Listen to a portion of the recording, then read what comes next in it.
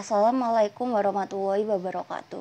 Di sini saya Dita Aulia Rahma dengan NRP 5120521005 akan menjelaskan mengenai penaksiran parameter satu sampel menaksir proporsi. Nah, jadi proporsi sendiri itu merupakan pembagian dalam bentuk pecahan. Misalnya secara sederhana di kelas ini, di kelas MMB ini kan ada 29 mahasiswa, di mana terdiri dari 20 laki-laki dan 9 perempuan.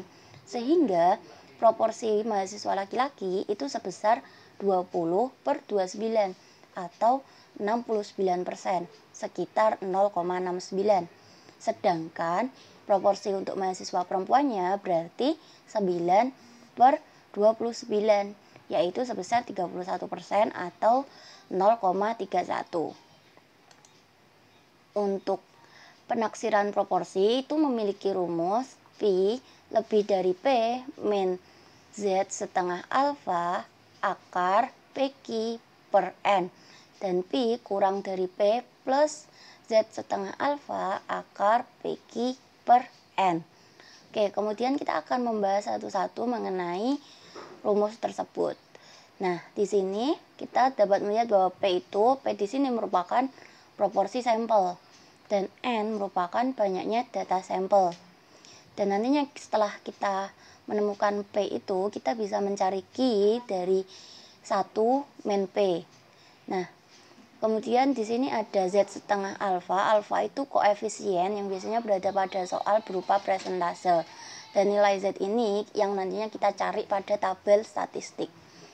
Nah, kemudian untuk nilai P, kita kembali ke nilai P lagi.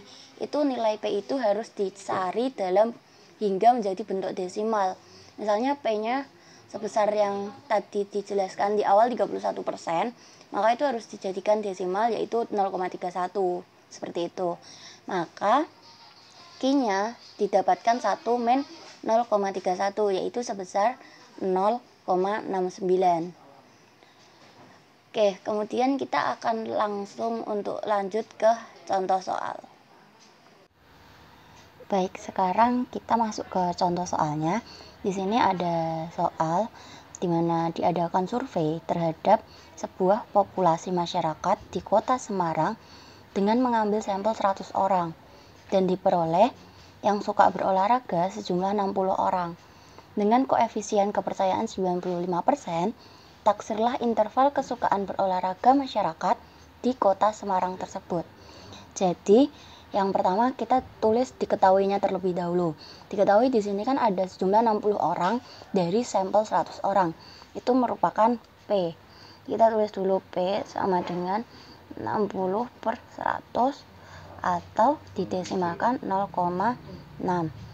Kemudian setelah mendapat P seperti tadi yang saya jelaskan, kita bisa langsung mencari Q. Di mana Q tadi kan rumusnya 1 min P. Jadi 1 min 0,6 yaitu 0,4. Kemudian ada koefisien. Koefisien di sini ini koefisien kepercayaan 95%. 95% atau jika didesimalkan 0,95. Nah, kan tadi ada setengah alfa. Jadi setengah dari 0,95 itu sama dengan 0,457. Jadi nanti kan kita akan mencari Z 0,457 di tabel. Nah, pada tabel pada tabel itu kita bisa mencari di Z 0,5 min 0,025. Nah, jadi kita bisa mencari di Z 0,025. Jadi hasilnya di tabel ini kita akan pindah ke tabel sebentar. Baik, jadi pada tabel tadi kan kita bisa menggunakan Z 0,0250 karena itu terdekat dari 0,5 min 0,0250 itu sama dengan 0,4570. Jadi di sini kita lihat di sebelah kirinya itu ada 1,9 dan di atas ada 0,06. Jadi 1,9 ditambah 0,06 yaitu 1,96. Hasilnya yaitu 1,96. Oke, kemudian kita akan masuk ke rumusnya. Jadi rumusnya tadi kan Pi lebih dari P min Z setengah alfa akar PQ per N. Oke.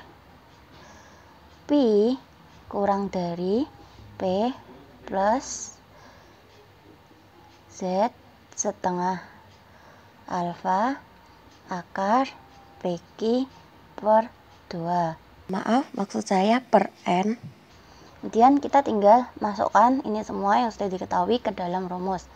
P-nya tadi ada 0,6 min Z-nya tadi ketemu 1,96 dikali akar 0,6 dikali 0,4 per 100.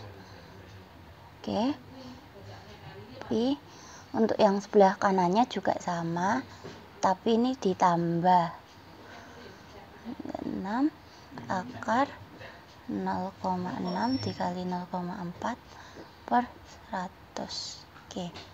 Jadi setelah itu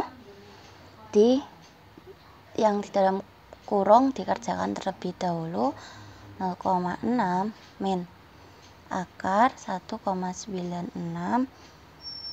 maaf bukan akar, kemudian akar di sini kita kalikan dulu. 0,6 kali 0,4 0,24 per 100 Pi 0,6 plus 1,96 dikali akar 0,24 per 100. Nah, akar 0,24 per 100 ini bisa dijadikan hasilnya adalah 0,049. Oke. Pi 6 plus 0,96 dikali 0,049. Oke, jadi hasilnya ini tuh 0,6 min 0,096 yang sebelah kiri, yang sebelah kanan itu 0,6 plus 0,096. Jadi ini itu 0,504 Pi 0,696. Jadi jika dipresentasekan, maka jika dipresentasekan itu Pi lebih dari 50,4% dan Pi kurang dari 69,6%.